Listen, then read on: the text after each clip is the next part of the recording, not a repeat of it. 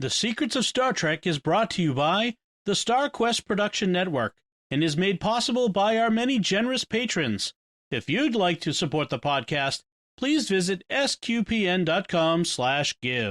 You're listening to The Secrets of Star Trek episode 109.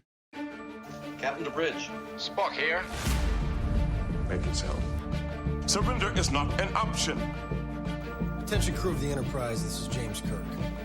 We are all explorers, driven to know what's over the horizon, what's beyond our own shores. We would have helped you get home if you had asked. That's who Starfleet is. Hi, I'm Dom Bettinelli, and you're listening to The Secrets of Star Trek, where we discuss the hidden layers and deeper meanings found in all the Star Trek TV series, movies, and more. And today we're discussing the Voyager episode, Prime Factors. And joining me today on the panel is Jimmy Akin. Hello, Jimmy. So what does the title even mean in this case? I mean, prime factors. So I know what a prime factor is. If you have a number, let's say it's the number 24, then you say, if I factor it, how many different factors or numbers I can divide into it are there that are prime? So if it's 24, well, 2 is a prime. That goes into 24. Twice, so you have 2, 2, and then that gives you 2 times 2 is 4. And then 4 times 3 is 12. And then another 2 to get us to 24. So the prime factors of 24 are 2, 3 times, and then 3. On the other hand, if you have the number 23, what are its prime factors? Well, only 1 and 23. Yeah. So I know what prime factors are. What does that have to do with anything in this episode? The concept of primes and factors never comes up. Well, and I know what the Prime Directive is. Yeah, there you go. Okay. But that's not what it's called. Yeah. This bodes well for this episode. So, as before we begin, I should explain. Father Corey is off on he's on shore leave along with Will Riker. They have not gone to Risa, that would be a bad idea. I hope they haven't gone to this planet either. Yes, they have not gone to this planet either. So, so Father Corey will be back with us next time.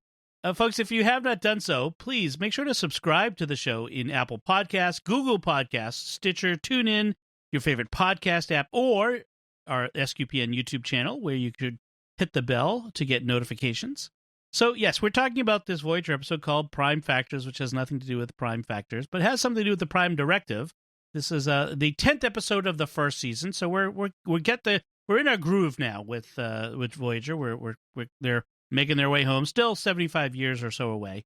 And so here's a quick recap. The crew of Voyager discovers a planet that has the technology to send them more than halfway home, maybe all the way home, but the planet's inhabitants are more than reluctant to share their technology with Voyager's crew, as doing so would violate one of the Society's own prime directives, but not factors. Yeah. So we start in the mess hall of Voyager, where we have lots of talk about romantic relationships, including the always weird Delaney sister stuff. Did you find that all this talk about the Delaney sisters and Harry and Tom? It's a little creepy. It's kind of a running gag on the show. Yes, because we never meet them. Do we see them in season 7? Maybe, I forget. But certainly for most of the show, and maybe all of it, they are unseen characters we only hear about. It's kind of the opposite of Morn, who is a character we always see and we are told about him talking, but we never see him talking. Right. And the unseen character is kind of a convention in some shows. In Home Improvement, there was the neighbor. You only saw the top of his head over the fence. Yes. Wilson. In Columbo, there was Mrs. Columbo, who we heard all about but never saw. And they're kind of setting up the Delaney sisters as a kind of romantic equivalent of that, where we're always hearing about their romantic entanglements. And it kind of reminds me of Happy Days. Yes. The show, if you remember that show, which was all about young people in high school and early college and their romantic entanglements in the 1950s. And it seems to me that this Tom Paris, Harry Kim, the Delaney sisters, let's go on a double date. It has this kind of Happy Days vibe to it. It does. It turns out that the Delaney sisters do show up on screen in the episode time and again, where they are playing in a hollow novel. That's what I thought. As the twin mistresses of evil. Yeah. But here, poor Jenny Delaney, they gossip about how voracious she is and that sort of thing. It's not very nice, I have to say. Yeah. So anyway, the point is not really to make a comment about how energetic Jenny Delaney is, but how inept Harry Kim is when it comes to romance, because they apparently were on a date in Hollow Venice, which is apparently where all of the energy goes instead of making hollow food for people. Instead of replicating food, you're spending it on Hollow Venice. Yes. And he and Jenny Delaney were in a gondola by themselves, and they were talking, and then Harry fell in the water. And Tom suggested because Harry wasn't as aware of how voracious Jenny could be. So the implication is Jenny tried to kiss Harry and he fell over. Yes. And so this is not so much a joke at the unseen Jenny Delaney's expense. It's a joke at Harry's expense. Right. And we also get a little bit about B'Elanna looking at a handsome young officer and she's with Seska, who at this point is not yet a villain. Right. This is Seska's second episode or something where she's had a speaking part. And the most so far we've had from her. She's she actually plays a key role in the plot of this one. But this all ends with Janeway, who's also in the mess hall with Tuvok, commenting about how the two crews are finally starting to act like one, which is an interesting point because later on the two crews will act like one in a way they should. Yeah, with Tuvok and so that's kind of interesting. Because Seska and B'Elanna were both Maquis, whereas Harry was clearly Starfleet, and Tom is kind of bad boy Starfleet. Yes, he's the convict.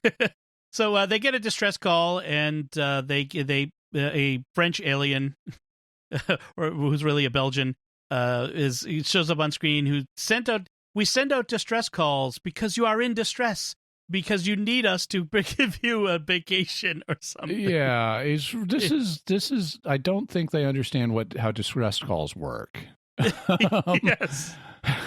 If I'm being attacked by a wolf, you don't need to be the boy who cries wolf to come to me and help me with the wolf. Just come to me and help me with the wolf.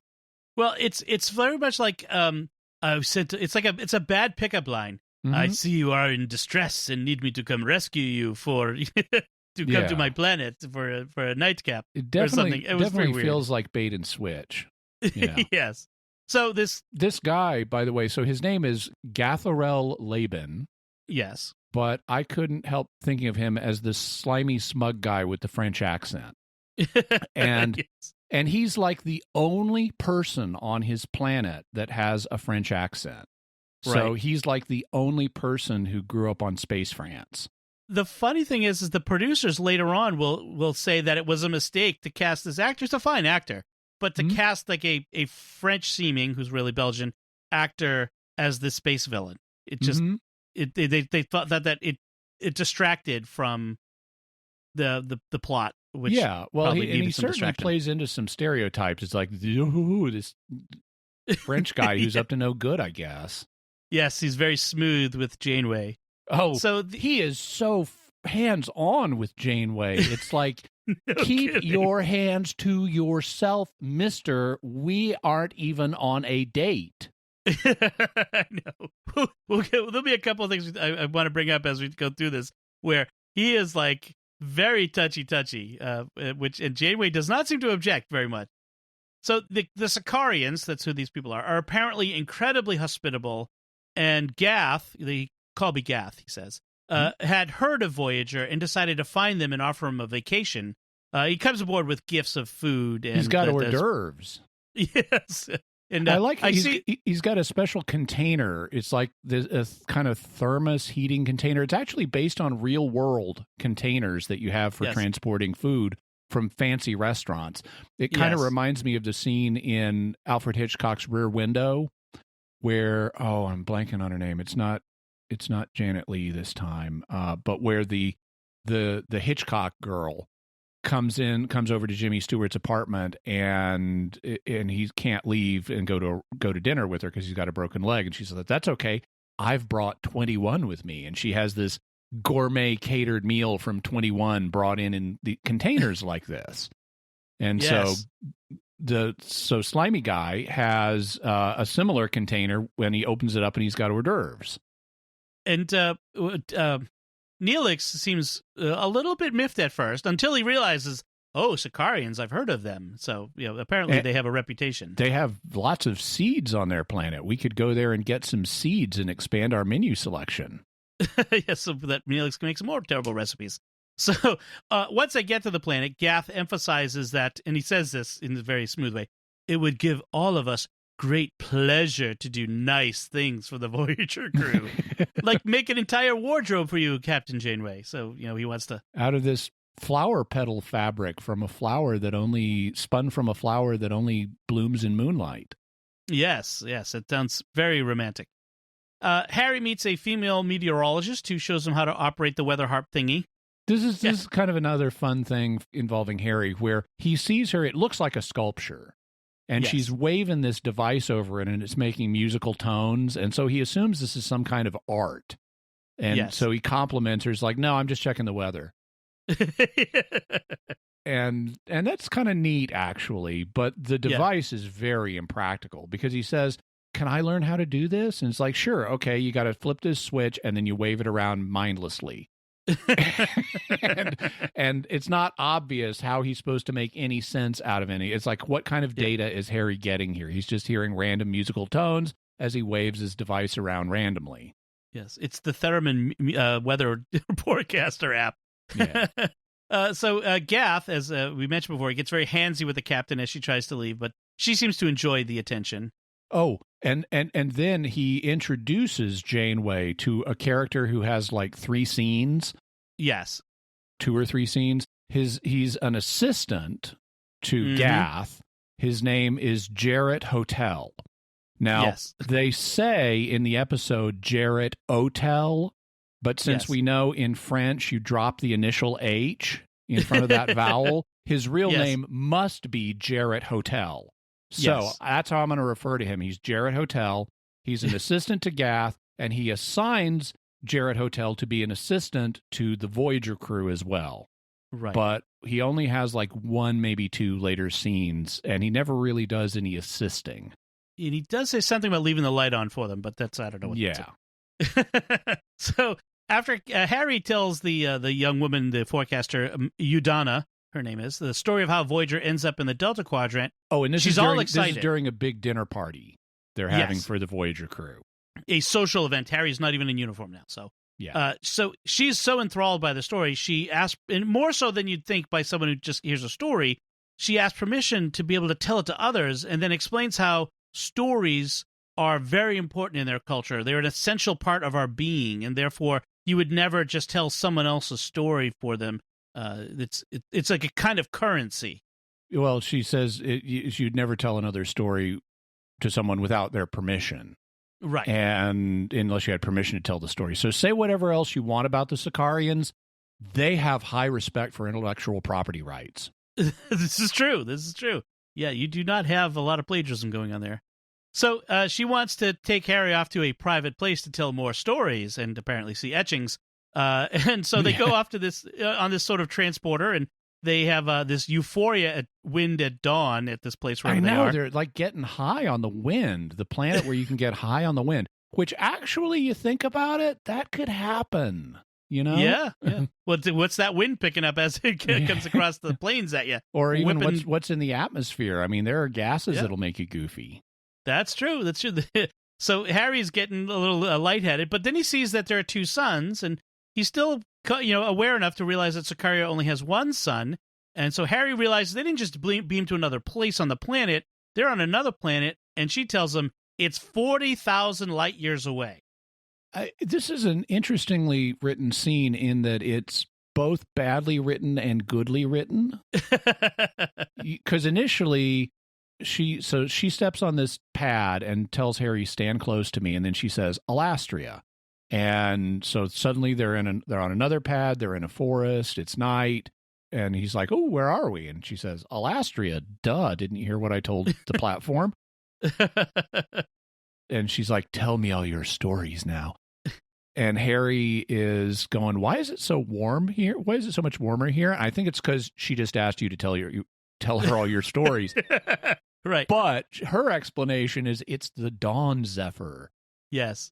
And Harry's like, Dawn, we just got here. And I'm going, dude, you know how time zones work. You know how transporters work. You should just assume you're in another time zone on the same planet. That Alastria is like 8 hours ahead or whatever. So that's the bad part. But then as they're getting high on the breeze, he notices, okay, the sun's come up because it was the Dawn Zephyr. And he sees the two suns sitting there in the sky well above the horizon. Yes. And he deduces we're not in the same solar system. And I mean, and that this part is actually pretty well written. Although, if it was pre-dawn just a minute ago, and now those two suns are sitting above the horizon, yes, Harry and Udana should be flying off into space because the planet was rotating so fast that those stars got up above the horizon, that far above the horizon really quickly, and then they stopped, which means the planet suddenly stopped rotating, and Harry and Udana should be thrown off into space due to their own inertia. But for some reason, that doesn't happen. Yes, that dawn, or maybe the Dawn Zephyr high makes you like lose track of time a little bit, and okay, some time passed. We'll go with that. So Harry rushes back because of the implications of a transporter that can go 40,000 light years, and Gath, meanwhile, back at the ranch on Sicaria, is making his move on Janeway. And Janeway's about to kiss him.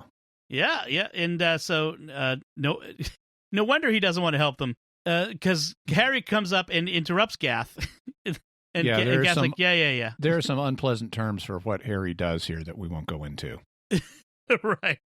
So it turns out that the Sicarians have a device called a spatial trajector, but you can't use it because Prime Directive. Reasons.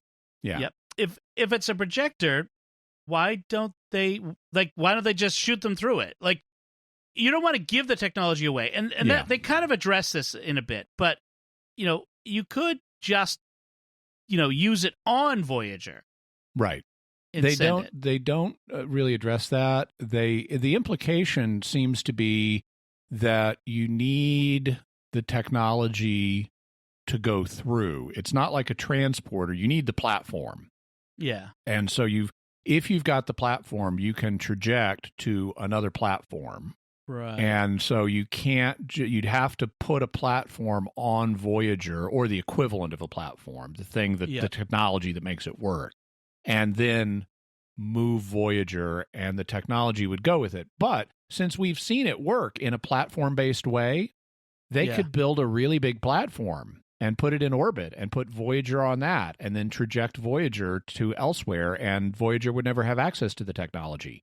Or if you've got to put it on Voyager, like they actually do in this episode, they have a little device they take to engineering, then okay, fine. You bring the device on board, and we jump the whole ship to Alastria. Then we beam you and the device down to that platform that's on Alastria, and you take the device and jump back. We never have access to your technology. You're in control of it the whole time. Right. So there are several options here that they don't rule out for us in any credible way. Well, and in the end, it's going to turn out that it's not about not giving Voyager the technology. It's going to come about that they just don't want them to go anywhere. They want them to stay. It's their plaything until they're bored of them. Slimy Guy does, but Yeah. Others are happy to see them go as long as they get something out of it. Right. Yeah. It's just, it just seems like they undercut their whole point of it. However, I want to give this episode props for having the aliens be the ones with the Prime Directive for once. Right. That actually is very interesting. It's nice to see the Federation on this side of the principles, whose principles are going to be honored here. that's actually very nice. And we get some nice discussion with Janeway and the crew once they realize that's the issue involved here. And Janeway makes the point, this is the first time we've been on this side of the fence. And how does our principles look to all the aliens we've dealt with? Right.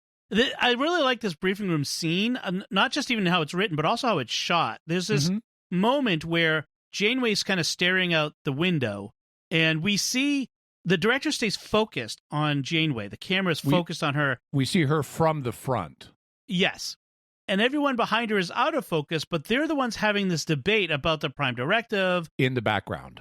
And Tuvok's like, well, they've already made their decision, so there's no point ruminating about it. And, the others are going back with how can we convince them. And finally, Kim remembers that about his storytelling. Yeah. But there's a setup for that, which Tuvok has a really great line that sets up what Harry then does. I like the debate about the Prime Directive, because they really are being reasonable about it. Yes. And talking about its benefits and limitations, but Harry says, but it does more good than bad on balance. But then Tuvok says, we shouldn't assume that their first no is definitive. Mm-hmm. Saying no may just be a prelude to negotiation. Right. And that's actually true. There are societies where the initial no is not a final no. In fact, it's interesting. A friend of mine from Lebanon, who actually, he speaks French. He spent a lot of time in France. He married a French woman. But he and his family has also spent a lot of time in France. And he was telling me about, it was either his father or grandfather who was being taken to this one region of France. And his mother was prepping him for the local customs in this region and said, now, when we get there, they're going to offer you candy, but you can't take it the first time they offer. You have to say no 3 times, and then it's okay.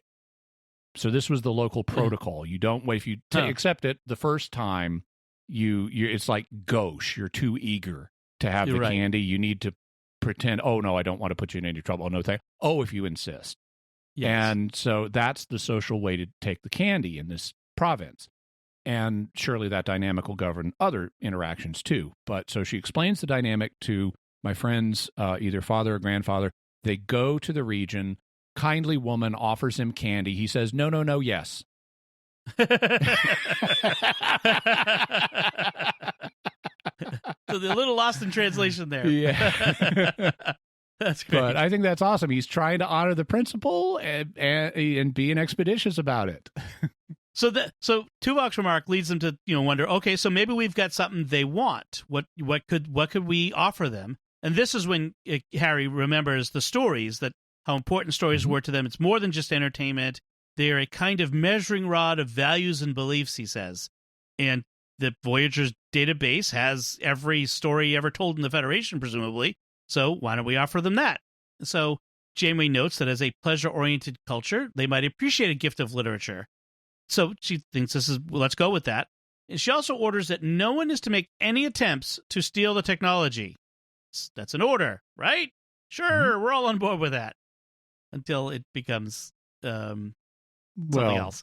Something else. But I like how they talk about, we'll give you the finest literature from dozens of cultures. Yes. And so it's like, presumably they're skimming out like the Eye of Argon and all the painful fanfic and stuff like that. Please do. But after Janeway, gives this order, we see the crew, including B'Elanna and Seska and other people saying, and others questioning whether Janeway has a serious enough commitment to getting them home expeditiously.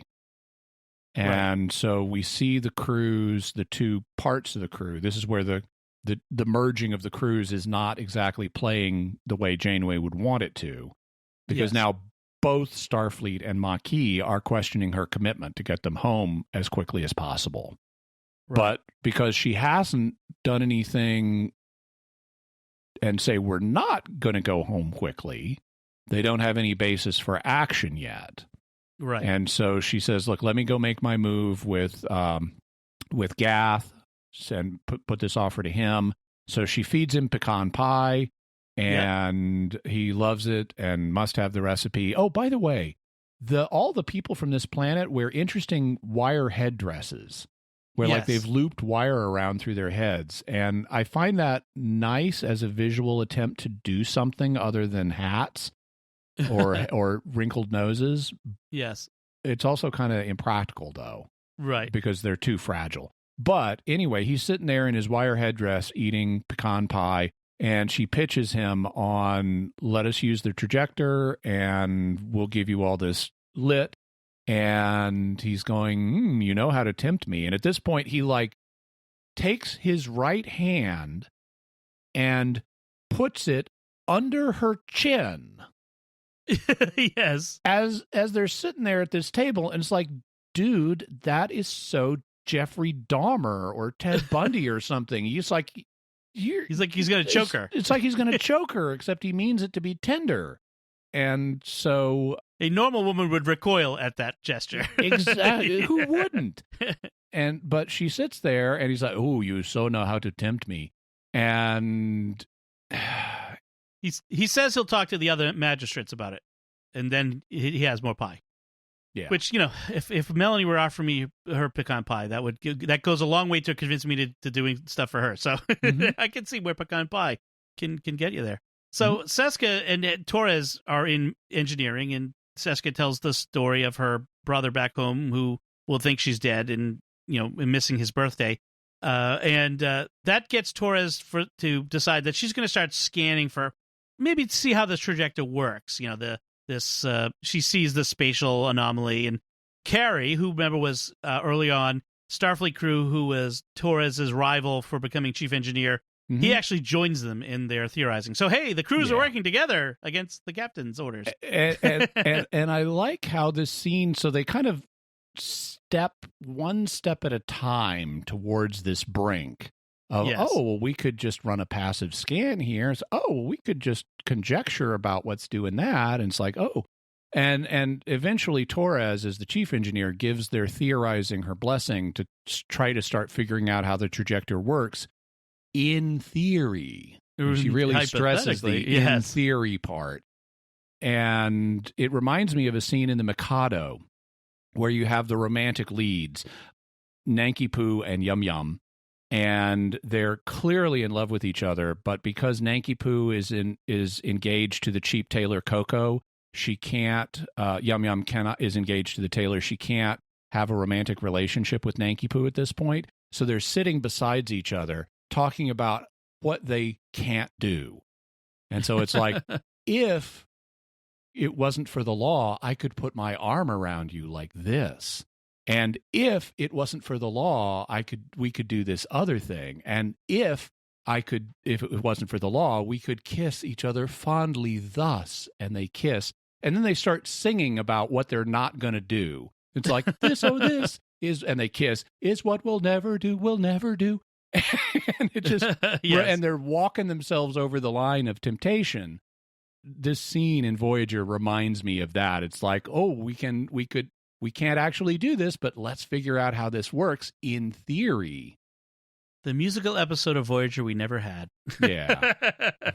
So, meanwhile, Harry, so smart Harry, so worldly wise, is being led by the hand at night into an alleyway by Udana, where he's about to get mugged or something.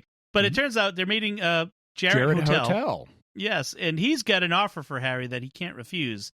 He's going to give them the trajector technology in exchange for the database himself. So, he should be in a trench coat right now, is what I'm saying. This should be a trench coat involved. And he hands the Matrix to Harry and tells him that Gath has never had any intention of helping them. He hands it to him to look at. It's not his to take yet. Yeah. But he does reveal that Gath has no intention of helping the Voyager crew, no matter what he said to the captain. Yeah. And Jarrett admits that he himself wants to benefit from this transaction personally. Yes. Not just in terms of getting the stories, but I will gain lots of prestige if I'm the one who delivers the stories. That's right. Right. So I think he's probably making a move on Gath's social position, Because if Gath is the one who stood in the way of getting all these absolutely, fabulous new stories, and Jarrett Hotel was the one who delivered, well, then clearly Jarrett Hotel is the one who ought to be a magistrate. Jarrett Hotel is the Sicarian equivalent of a network executive. Yeah. On the move. So before going to the captain with this tempting offer, Harry talks to Paris, Torres, and Seska. And Seska proposes, let's just do the deal ourselves instead of waiting for the captain and then offering it as a done deal, forgiveness instead of permission. It's almost like Seska is not a fully ethical person. Imagine. Who knew? Yes, he's essentially proposing mutiny. So Kim does go tell the captain, who wonders if Jarrett Hotel, the alley guy, is just playing them to get an advantage. Yeah. By the way, something I wondered, because of the way they edit the scenes. Yep. It looks like Harry is talking this over with his crewmates before going to the captain. And it's like, why don't you go directly to the captain with this? But then at the end of that scene, a message comes in and says, the captain can see you now. Right. So apparently that he did mean to see the captain first. He's not slacking off on his duty. He's doing his duty. He just had to wait to get an appointment. And while he was waiting for the appointment, he talked to the other people about it. Right. And he talks to Janeway, and Tuvok is there for whatever reason. Mm-hmm. And instead of Chakotay, which I would think Chakotay would be there as her second in command, but Tuvok is there for story reasons. Yeah. So the question that confronts Janeway is whether to compromise her principles if it means getting the crew more than halfway home, because the principle is respect their culture. And Tuvok actually has a little bit of foreshadowing of what's going to happen, because he's laying out her options very clearly and logically, which is good. It's nice writing for a Vulcan. You could do this or you could do that. Those are your two options. But he then expresses an opinion, and he does it very subtly. He doesn't come across heavy with this, but he says, well, if you do make the deal with Jarrett, at least it's his law that's being violated, not ours. Right. And Janeway doesn't bite on that, and she starts going on about it all comes down to my principles and blah, blah, blah. And she doesn't realize he's telling you his opinion. His opinion is make the deal. Right. Right. You might be Jarrett is breaking his law, but are you breaking any laws? I mean, maybe Starfleet has a thing where you don't encourage people to violate the laws of their culture. I don't know, but my guess is Starfleet Command would be okay with getting their ship and crew back. I would. They've got a big investment in it. Yeah. Also, I think there's an if, because if there's a law being broken, it's his, because Jarrett Hotel has already said that not everybody feels that there are a lot of people on Sicaria who believe that rules should be flexible enough to meet the needs of the occasion. Right. And so it's debatable and even Gath has said maybe the other magistrates would go along with this. It's possible. Right. So it's not clear we have a violation, that it would be a violation to take this, even under their law. So, so they end with Tuvok saying, well, we got to at least, run things out with Gath and see whether he's actually going to help us anyway. So there's no sense potentially violating this relationship we're building with Gath if he's going to help us out. So that's what happens. Janeway's back on the planet with Gath, and she asks him, have you talked to the other magistrates? And he does the whole gaslighting thing of, oh, they're traveling or something. I haven't had a chance yet, which is totally obvious. Well, I think this is so. I'm a little more sympathetic to Gath in this sequence, because it may be true. Now they need to get Janeway to the conclusion that he was never going to help, but they don't establish that in the writing. He does offer her a series of excuses and alternatives, but they don't show us that these are actually false. And when she ends up confronting him and says, you never had any intention, he says, yes, I did, but you've blown it now. Right. I mean, what happens is, like, he says, well, why do you want to leave so much? Like, we really see the cultural differences here. Like, why are you so intent on getting home? You can make a new home here. This is where you can be. Super awesome here. Right. And Janeway starts to realize that Gath is all about novelty. That they're the new hot thing, so he's very interested in that. But they visually, or they kind of visually and quickly set us up for this at the beginning of this sequence where they're walking through the marketplace and someone's showing what look like a bunch of giant necklaces or Dominican rosaries to right. To Gath, and he's like, "Oh no, I've seen those," and that visually tells us he's all about novelty. But that's the only example of that we see. And then Janeway tells him, "I've seen how quickly you get tired of your pleasures." And then she goes on this lecture about we in the Federation prefer permanence and relationships that deepen with time. And Gath is all, "Is this how you repair our hospitality, by attacking our beliefs? It's not. It is not at all pleasurable to have your beliefs attacked." And she's like, "Oh, well, there you are. All you really care about is your pleasure, and you're gonna get tired of us, and blah blah blah. And you are hostile and vicious. You pollute the joyousness of our lives. You must leave immediately." And he kind of flounces, and I expect him to like do the pop on his mouth, you know. Who's that actor from the old movies? So essentially, the Sicarians, Janeway concludes, they're essentially hedonists, and he doesn't deny it. That was obvious from the beginning. And he acts as if Janeway standing up for her beliefs about permanent relationships is an attack on his, which frankly feels very modern, doesn't it? Mm-hmm. Yeah. "Oh, your beliefs are an attack on my beliefs." And she realizes that all the hospitality they got offered wasn't really about helping other people. But so realize is, okay. But if you're helping someone, it's very seldom you don't feel good about helping someone. Yes. You know, that I thought was a little bit, I have some sympathy for the Sicarians here, because you do.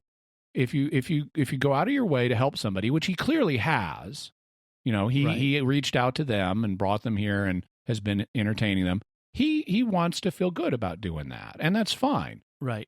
I think, though, the point is that that's the overriding and exclusive thing to him is his own pleasure. It's not a mutual thing. It's really fundamentally about he wants to feel a certain way as a result of this. He doesn't really care about these other people. They're just objects to him. He's using them. Yeah. Yes. But then she confronts him and says, "Well, you never had any intention of helping us." And he says, "Yes, I did." And this is after he's told her to get out. Yes. And Janeway then goes back to the ship and says, "Yep, he never had any intention of helping us. He was just stringing us along." But I don't think she knows that. I think that's Janeway telling herself that because it's her way of rationalizing the interaction, because she may have really blown it with him. He may have been serious about helping them, even though he was open to them. "Well, why don't you just stay?" Well, it's not exactly what he says, because she says, "You never had any intention of helping us, did you?" He says, "Of course I did. I tried to convince you to stay." That's what he considered to be helping them. Okay, well, then I missed that part. Then they did. Yeah. Then they did establish it more clearly. But from my watching it, it's like, well, maybe he does have intention of helping, and helping them on their journey. He just wanted them to stay longer. No, yeah. The line is, "Of course I did. I did everything in my power to persuade you to stay here." And yeah. So But she does kind of react when she gets back to the ship. She's in a bit of a "the hell hath no fury like a woman scorned" a vibe going on, where she cancels all shore leave, tells Tuvok that, and it is a bit precipitous. Like, maybe the second no isn't a no either. Sure. She tells him Gath was stringing them along, or does she really mean that he was stringing her along? So she might be. There might be a little bit of that there. Oh, sure. And so they're going to leave.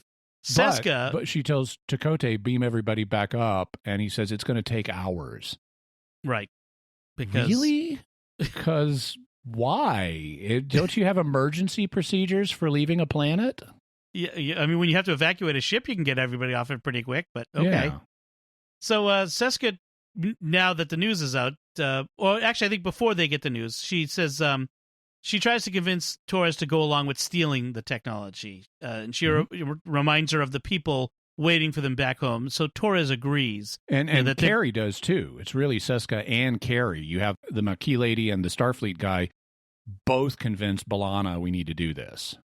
And they have a theory of how to integrate the technology into their systems, and I like that Carrie says, like, oh, look, I have a wife. I have 2 little boys. I don't want them to grow up without a father. I'd do anything to prevent that. Like, he wants to get back to his family. And, you know, of course, being a Starfleet officer on a starship, hope he not.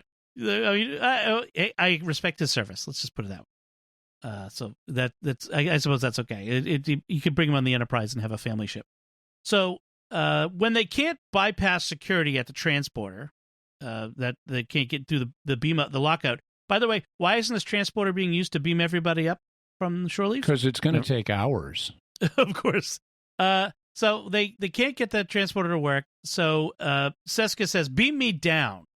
Like what they're trying to do is get past the security that would alert that the transporter's been used. That's really what it is. Yeah. She says, "Look, just beam me down anyway. I'll make the transaction even though they'll know I've gone." That's when Tuvok enters the transporter room, and they think they've been caught. Like, oh no, Tuvok's here. The Boy Scouts here. We're done. But instead, he tells them, "No, I've decided to do the exchange myself for logical reasons." And he knew they were doing it because when he went to download the library of all the great, super cool literature, he saw it had already been downloaded by someone. Yes, it keeps logs of whoever downloads it. That's a huge thumb drive. So Tuvok thus comes back with the device and hands it over to Torres, but says, "Don't turn it on until I've talked to the captain. Got it? Don't turn it on." He walks out. Seska grabs it. "I'm just going to test it." They're doing this is what we'll never do again. Yes. So they realize that the technology only works within the orbit of Sakaris. Here we have our limitation that they can't just wait to fly away, because Janeway's about to take the ship out of orbit. If they go out of orbit, it's not going to work. And this is a problem because they say that now that they've got their hands on the device and can actually poke it with a stick, they learn that you need an amplifier as big as a planet to make this work.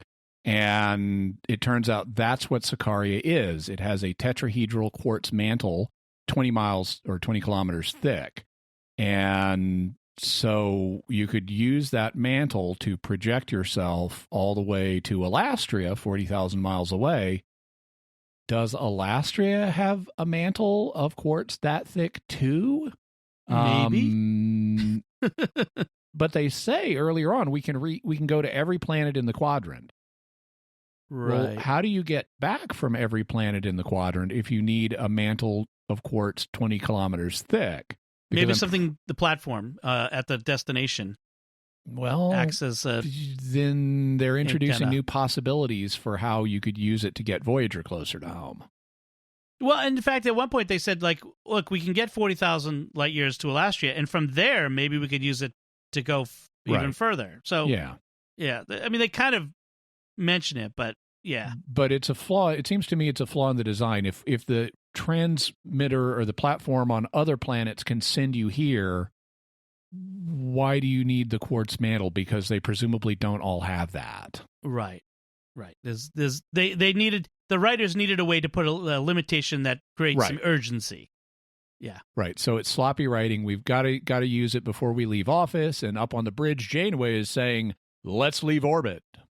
Yes, and that's when the Torres turns off the impulse engine and says, "Oh, we're thrusters. Sorry, we were cleaning out the thruster manifolds, and we're not quite done yet. So I'll let you know when it's ready," which is really bad form for a chief engineer. So they decide they have to activate the device before getting Janeway's permission via Tuvok, but of course everything goes wrong when they do. The warp core's going to breach. Is becoming unstable. Yes. Torres has to phaser the breaching warp core, which sounds like a bad idea. Oh no, she has to phaser the matrix from the trajector. It's fused. And then Seska wants to cover up what they did. Like, no one will ever know. We can delete the logs. But Torres won't let her. It's like, nope, we need to take responsibility for our actions. And then Tuvok, when Torres is getting dressed down by the captain, he won't let Torres take the fall and admits to being the one making the exchange, which sets Janeway back on her heels. Yeah. I find it, while the character moment, I mean, it's revealing of character that Seska and Torres have about, are we going to erase the logs or not? The idea that this was going to go unknown is nuts. Yeah. Because up Yes. on the bridge, Janeway is going, we're showing an imminent warp core breach down there. What's going on? Well, there's going to be an investigation after an imminent warp core breach. And Right. So you're not going to get away from this clean. There's Yes. When Torres says to Carrie to get everybody out of engineering and he ineffectually goes and starts urging them out, it's not his best moment of acting in this. Yeah. There's like a dozen or more people that are in engineering at this moment. So they're going to be witnesses. You're not going to get away with what caused the warp core breach, and here are the remnants of this phasered thing. And well, I remember that gonna get Seska had caught. this thing in her hand that she plugged in right before everything went to hell. It's like, like, do they not realize all these other people standing around looking? Yeah, it's true. So Janeway gives Torres a dressing down, not as much of one as she frankly should. I mean, she tells her, one more time, young lady, and you're going to your room for the rest of the voyage home. Well, she got worse dressing downs in previous episodes. Yeah. So I like how in this scene you have Torres saying, I'm, the senior officer, so I'm taking responsibility. So she's not ratting out Seska and Carrie. Yes. And that's nice. Or Tuvok. Or Tuvok. And then Tuvok corrects her and outs himself. All that's nice. Janeway, and I really like Kate Mulgrew's acting in this scene because she is shaken. Yes. When Torres admits this and when Tuvok admits this, she is just shaken. And she is torn between rage and disappointment, incomprehensibility, and disappointment. And so what she tells Torres is, I don't have the luxury of throwing you in the brig for the rest of the voyage. I need everybody here. She needs her. But next time, if there's an infraction, even a little one, you're not going to be an officer anymore. Right. So I'm not exactly sure what that means. It doesn't mean she's going to be in the brig, but if you need her so much, how can you then remove her from her position over a small infraction? Right. And then when she dismisses Torres, she turns to Tuvok, and she is lost. She's like, I don't even know where to begin. And it's really nice acting from Mulgrew.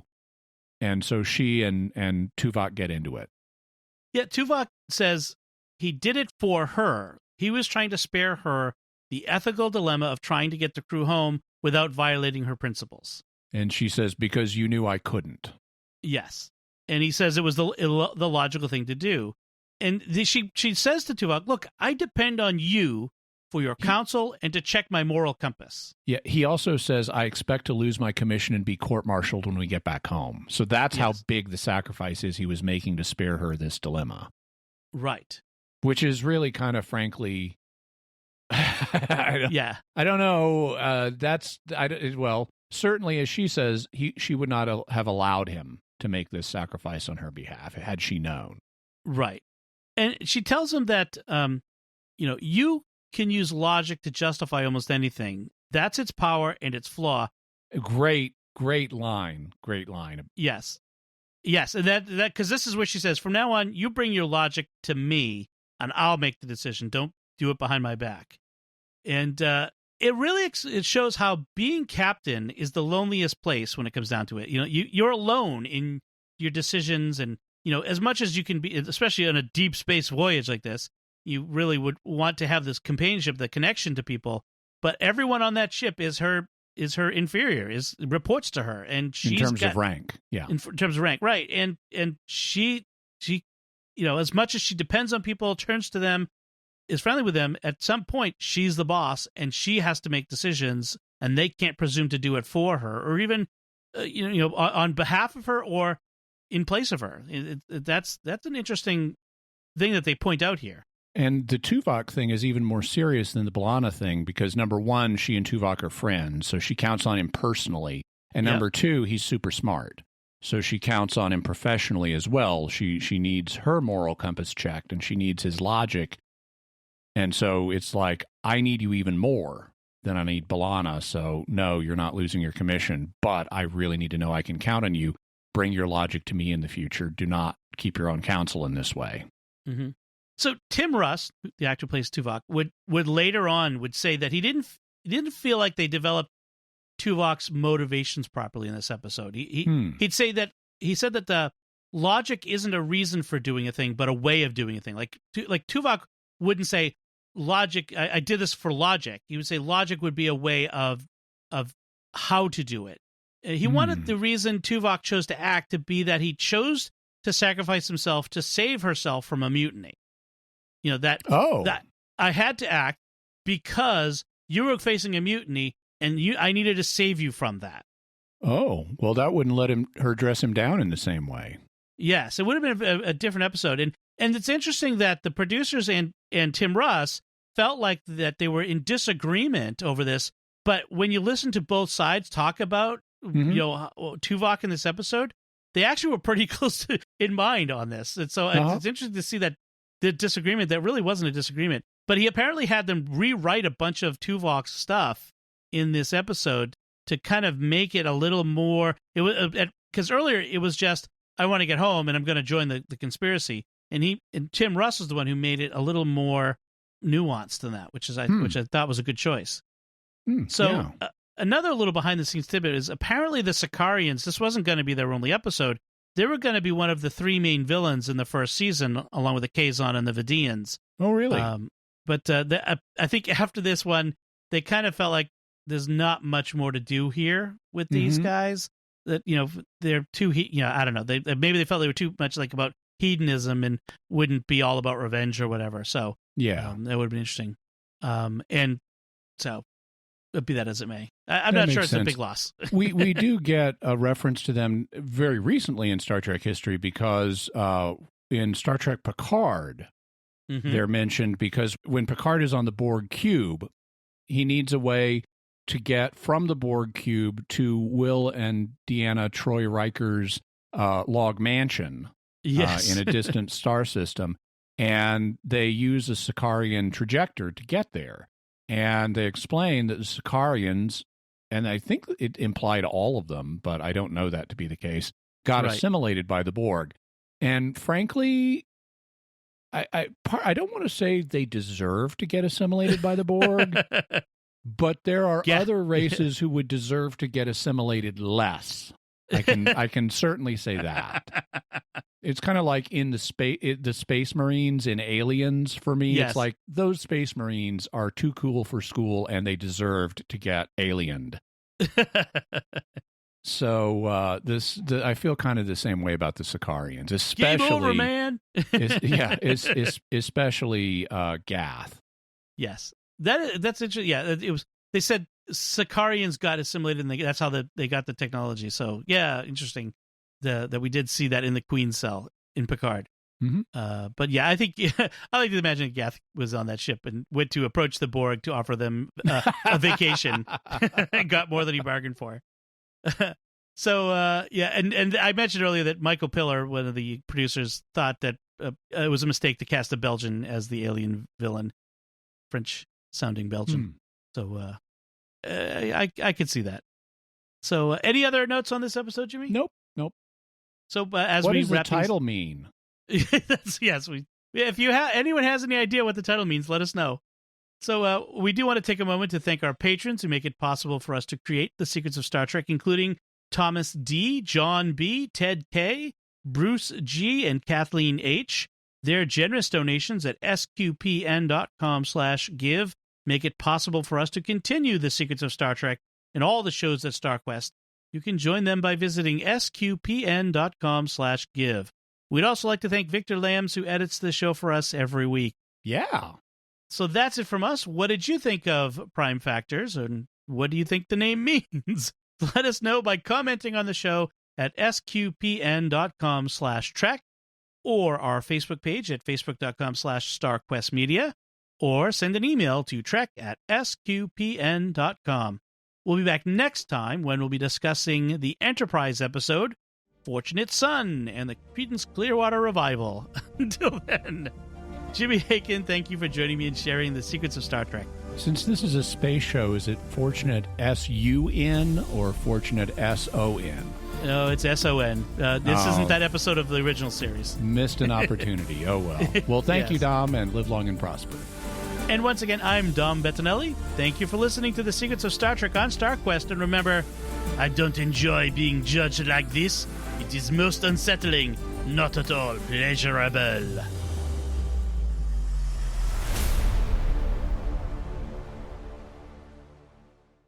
My outrageous French accent.